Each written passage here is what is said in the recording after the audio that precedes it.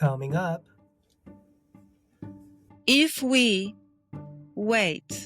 practice just tuning into this urge and not answer it by eating, when we do it 100 times, we can lose 20 pounds. When I was there lying on bed with 1% of battery, which happens when you do not work according to your purpose, I had this one download. Did you know that I was a chocoholic? I was eating 3 chocolates a day. And then I got myself to a place where I don't even want to eat it. I don't even crave it. You're listening to the Zhen podcast, a show focused on mental, physical, and relationship health. Each episode features conversations with different guests who share real-life experiences that could be from their own journeys to the work they've done with their clients. We explore what actually helps people move forward, whether that comes from science, spirituality, or day-to-day simple habits that could make meaningful differences. The goal of the podcast is to provide clarity and tools you can apply in your own life. Welcome to the podcast. Today we have Joanna, who is a hypnotherapist and a transformational coach. You can find Joanna's work on the website called Positively Rebellious. So first of all, welcome, Joanna, to the show. Thank you. Tell us, why do you name your business or your practice as Positively Rebellious? What does Positively Rebellious mean to you? Okay, so, well, first of all, hello. And I named this website like this a long time ago because I realized that when we want to create the inner transformation, it's sometimes very hard because we operate using different patterns. We operate on autopilot. So when we want to create a positive change, like ending a bad, unhealthy habit, we kind of have to generate that energy from within and become more rebellious. And we become rebellious, we rebel against the negative programming. We want to create something positive transformation. So Positively Rebellious was the obvious choice. I love it. And tell us a little bit more, how did you get into this work? It seems to me that you might have some personal experiences. Obviously, you're an expert, so you probably done a lot of studying, research, and real life coaching experiences. But what made you join this industry and how do you like it so far? I love it. I have so much fulfillment out of this work, and I actually found it by accident. I was in sales before. Well, first I was in interior design, then in sales for over a decade. And the universe was gently nudging me to find something else, to fulfill my purpose. I don't know. But I kept working harder and harder in real estate, and I kept pushing myself because that's what you do, right? Right. And then until I couldn't anymore. And I was really in the state of like, I felt like my life's battery is at 1%, and I had no more energy for anything, even though I had at that time amazing clients. And when I was there lying on bed with 1% of battery, which happens when you do not work according to your purpose, I had this one download. You know about downloads, right? The spiritual downloads. Something comes upon you. You don't know where it came from. And that download was, life is to live, not to be depressed, not to think about dying. And at that point, my battery went up to 100%. It was a matter of like few seconds. And the next thing I know, I was looking for ways to find some sort of training that would help me to work with people on really what really matters, the soul. I wanted to ask people questions that matter, questions related to their spirit, their inner life. And I found Southwest Institute of the Healing Arts. I thought I should do life coaching. I went there. I signed up for a year-long program for mind-body practices. And part of that was hypnotherapy. And I thought, just go to that class and okay, I'll just go there just to get over this training. But when I realized what it is, I said, what? That's hypnotherapy? I love it because how I knew it from the past, It was simply guided meditation, guided visualization, but with purpose, with therapeutic application. So at that moment, I changed the curriculum and I made the education all about hypnosis, so the advanced methods and so on. So that's how I got into it. That's amazing how you were also in real estate. When I was in real estate, my battery was definitely also at 1%. So I'm glad that, you and I realized that wasn't our callings and we, came out and did something else. So it seems that you're very happy now with your line of work. Yeah, no matter what, I want to keep doing it. That's great. So, what is hypnotherapy? Because it seems that you were a little surprised about what you were practicing and learning. But maybe, for the audience, let us know, how should we think about hypnotherapy? And what are some of the misconceptions about hypnotherapies? How should we think of hypnotherapy? That's a very good question, because I actually wanted to turn it all upside down. And instead of talking about hypnosis, hypnotherapy, let's simply talk about the power of the mind. Because hypnotherapy, we can define it in this way. It's a therapeutic technique that lets you access your mind on the deeper level, access more of your mind so that you can feel better and do better. So people do this for enhanced performance in different areas of life and sport. Golf hypnosis, for example, is very popular. So we can also use it to lose weight, change habits, heal the body, to support the healing. So it's a lot of positive applications. When this episode airs, it will be April 2026, but when we're recording it, it's December 2025. And there's a movie that's in the theater right now called Now You See Me and Now You Don't. It's a movie about magicians, and one of the magicians is specialized in hypnotherapy. And in the movie, it looks very dramatic, where a person could potentially lose their consciousness. They might fall asleep. They might be awake but not able to speak. Is that hypnotherapy, or is that a dramatic version of it? And can we actually lose control in hypnotherapy sessions? Yeah, that's a concern of people who just don't know what it is, because it's this technique did not get a good name because we don't have a good association after we watch movies like this. I don't know this particular movie, but we have to differentiate between stage hypnosis, which is for entertaining purposes, and clinical hypnosis, which is to heal, to create positive changes, which is a psychotherapeutic method.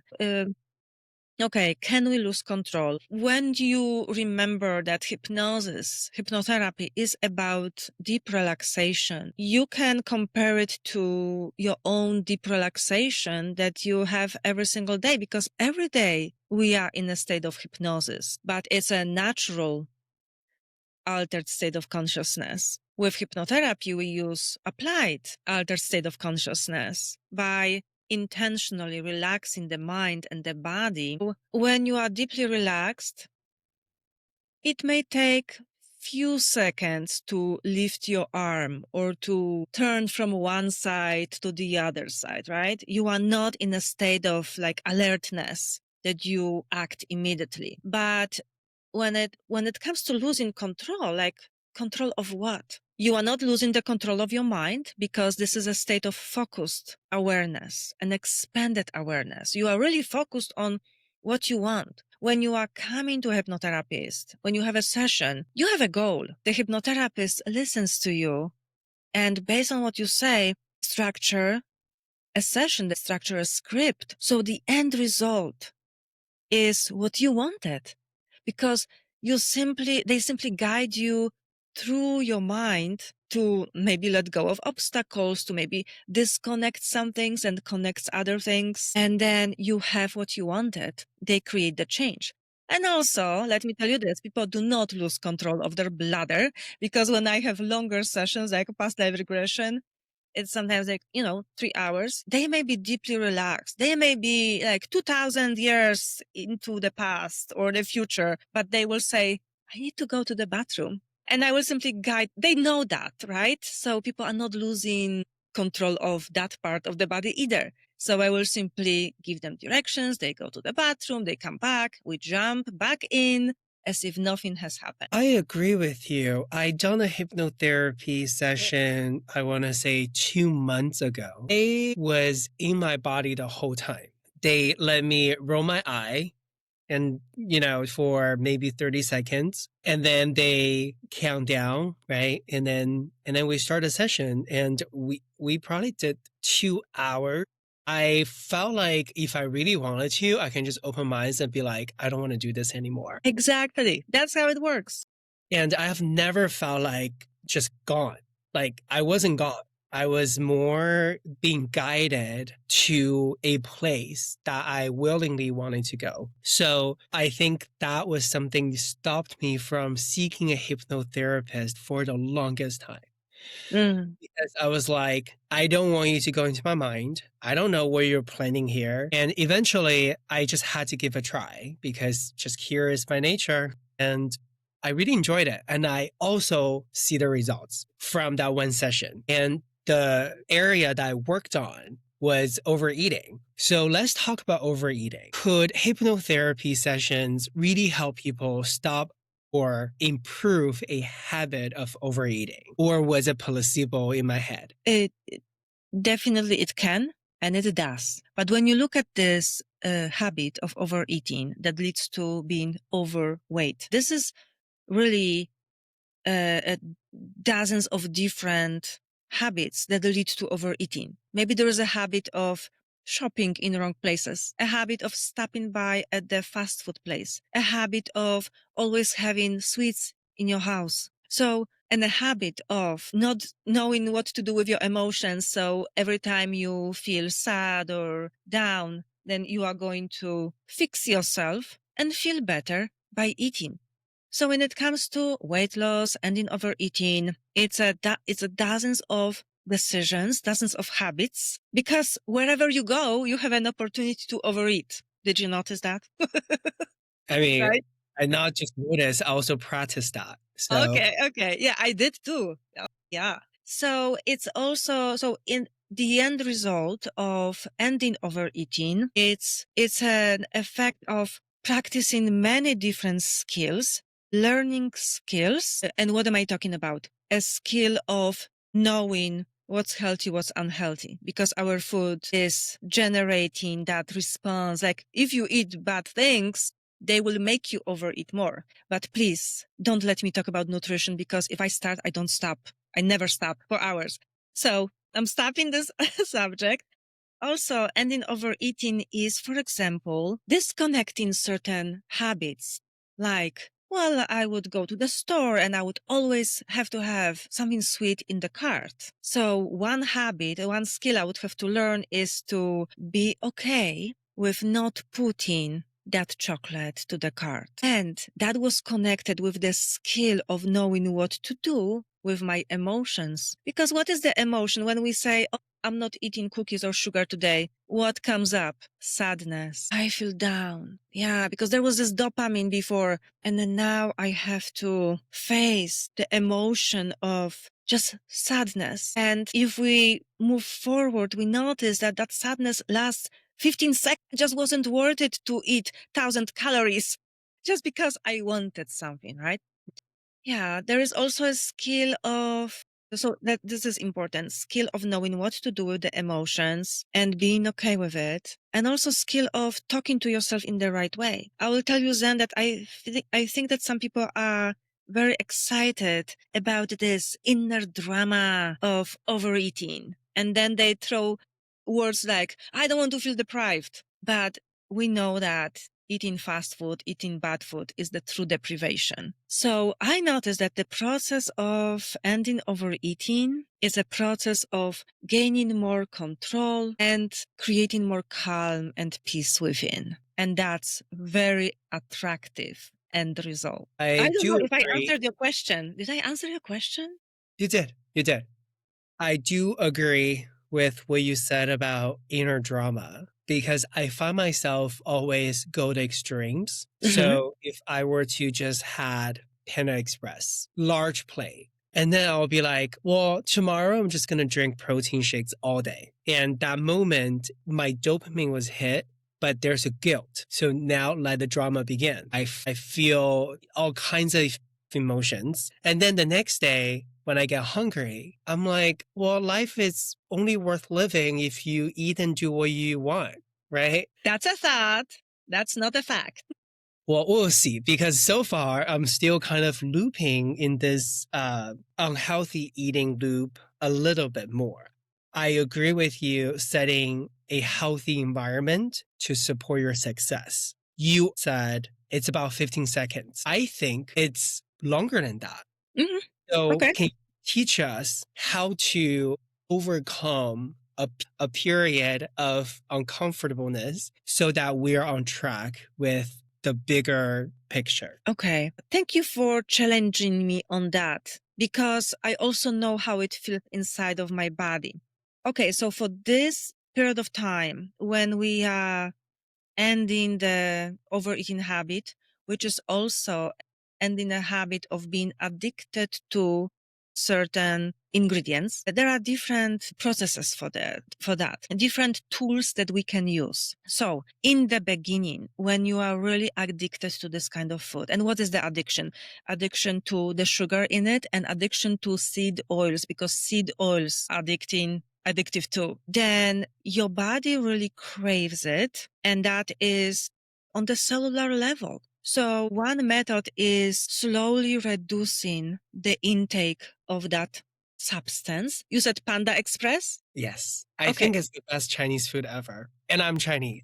So I Okay. feel there's validity to it. Okay. And I don't know if there's MSG, but there is an issue with MSG as well. Huh. I don't know the answer to that. Yeah. Probably there is, because that's why we want that food. Wherever there's MSG, we want it. We don't Okay. know if we want it, but that's one of the ingredients. So one gentle way of doing it would be slowly reducing the intake. For example, you buy the usual dish, but you eat only half of it, and then without questioning, you throw away the remainder. I am not here about wasting food, but when we are going through this process, I think this is a very good practice of noticing what's in my mind. Another drama, but the sooner, the faster you throw away something and don't think about it, like this is a great practice because you still have access.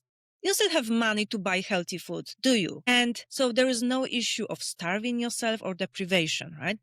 Let's say donut. Somebody is addicted to donuts. Okay, maybe they would eat 3 donuts a day. Next time, buy just one. Next time, buy one, but eat just half. Or buy one, but take a bite or 2 or 3 bites. And then without drama, without thinking, throw away the remainder. Oh my gosh, there are some people that would also dive into the trash can, right? In their own home because to get whatever is left.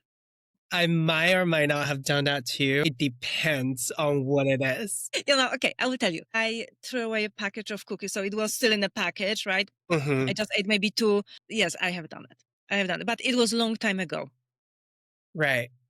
Just Mine was like last week. So oh, okay, good. But you know what? This is a process, and slowly as you are reducing the intake, you are also reducing the urges. Another tool that I love is this, which I always had it when I was driving, and I would think I had a virtual map in my mind of pastry shops, coffee shops. Where can I get my next fix? And one tool was very helpful. Like, what is the level of my craving from 0 to 10? If I see that this is just habitual, it's a 3. You know what?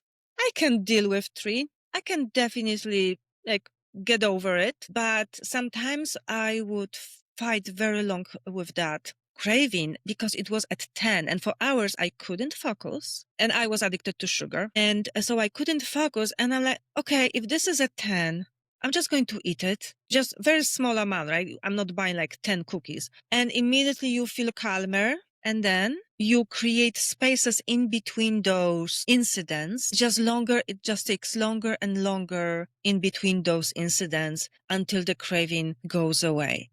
two additional tools to ending this kind of cravings are focus on nutrient dense foods. When your body got what it needed nutritionally, you are less likely to have those cravings. And the second thing is processing the emotion. We know that the body is addicted to sugar, and that's a physical withdrawal we have to go through. Same with seed oils. But also there is an emotion, the drama. And when you feel the emotion, it's the drama, the urge, it's good to stop for a few moments, maybe stop driving, maybe, just before you go there in the parking lot.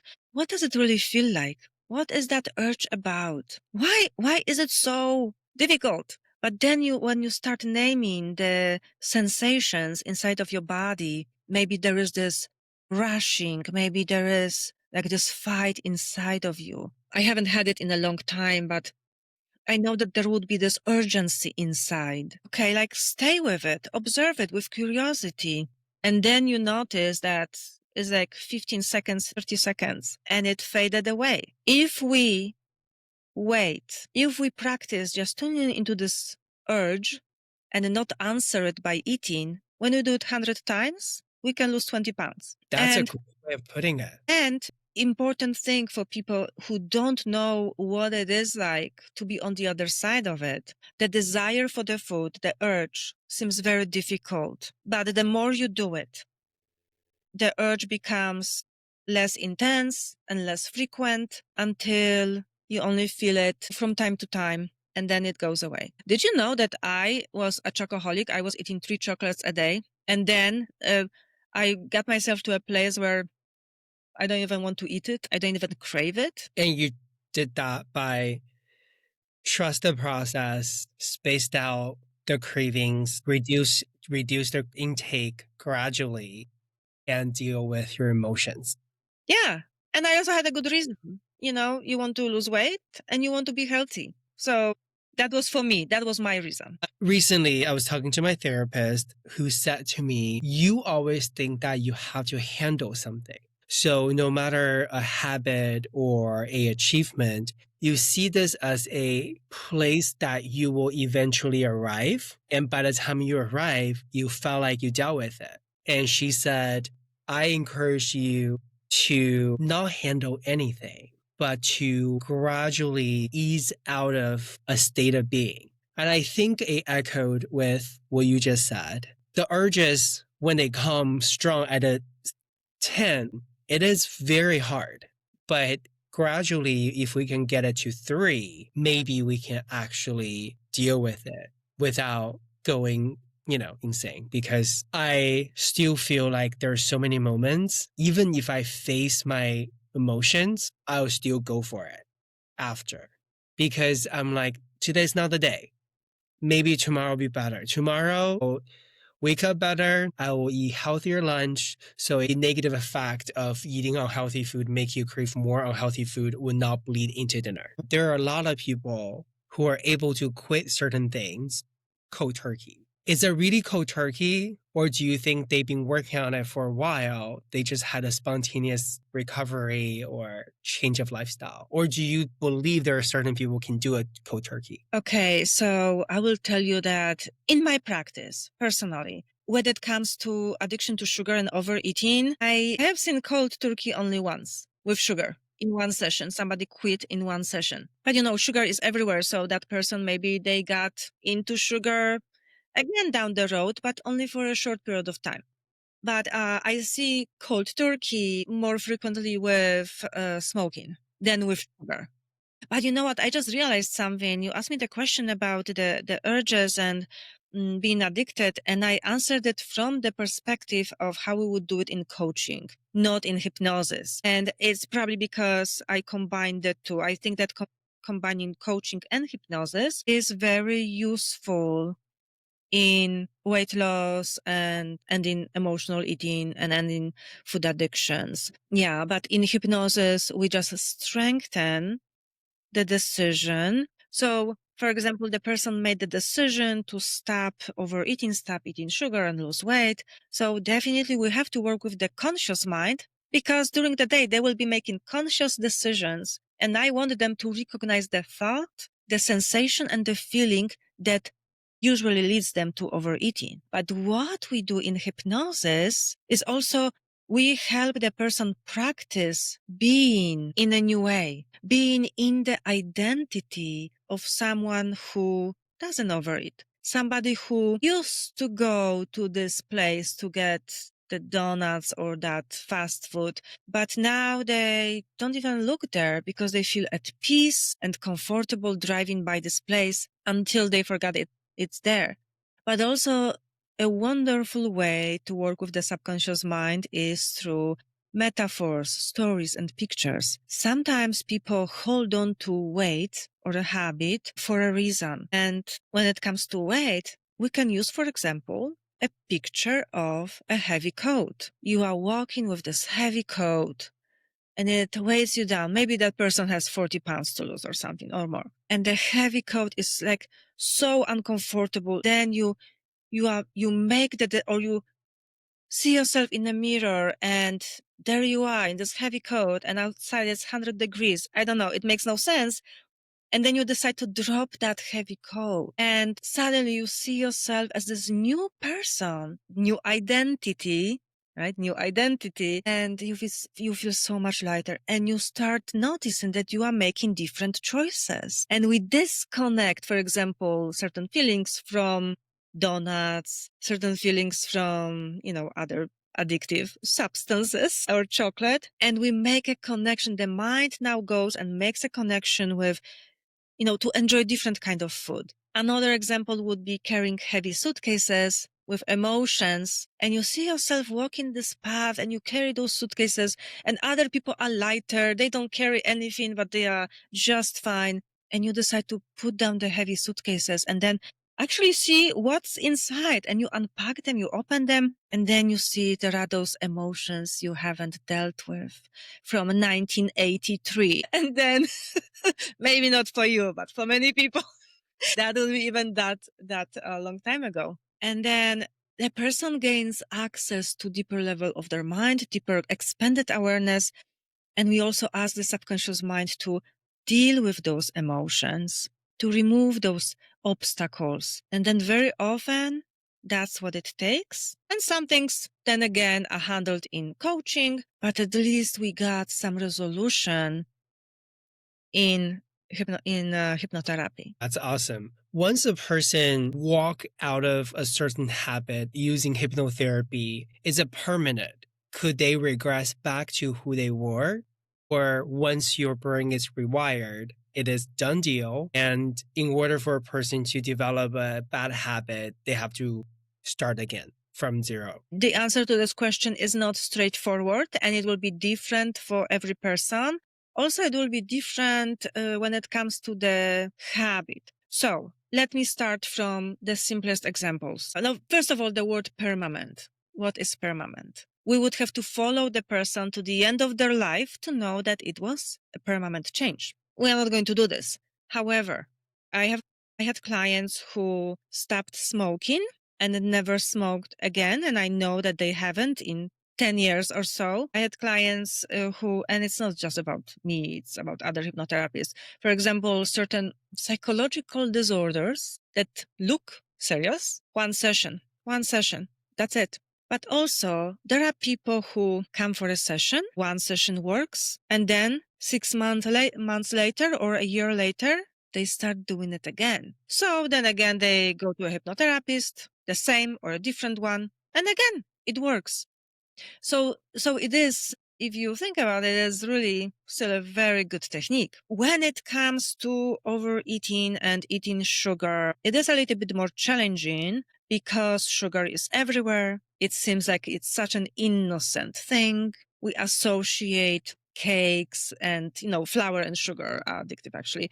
So we associate this kind of food with certain events, holidays. So, gosh, we are up against the environment, our primitive brain, because when our brain sees sugar and flour, and especially sugar and fat, a combination that is not in nature, it's like going crazy. Wow, let me get fat right now because we may get into, a period of time when we don't have any food. So that We are against our survival brain and against the society. Just eat this, just want, it won't hurt you, right? So it's much easier to get back to sugar. That's why people have yo-yo effect. But what I like to do is I like to teach my clients tools for life. And when they have the tools for life, they can catch themselves sooner. I fell off the wagon here and,